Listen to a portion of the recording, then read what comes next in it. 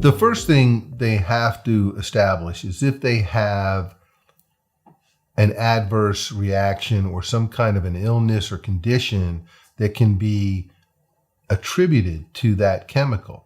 So just because you were exposed to a toxic chemical doesn't mean you're going to suffer harm.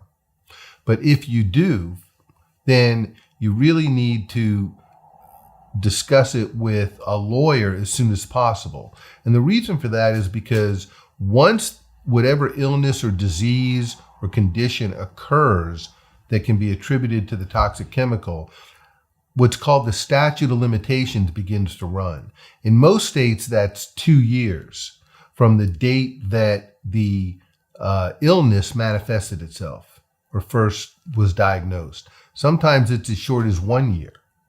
So it's important, as soon as you have been diagnosed with that kind of an illness that you think could be attributed to a toxic exposure, you talk to a lawyer about it. And not just any lawyer. You really need to talk to a lawyer that has experience handling these kinds of toxic exposure cases because they're complex, they're high value, and if the lawyer is not well suited for that kind of a case, a lot can go wrong.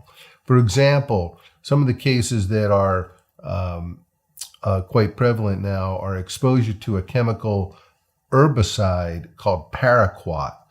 Paraquat has now been established to cause Parkinson's disease, particularly in men and women who have been applicators.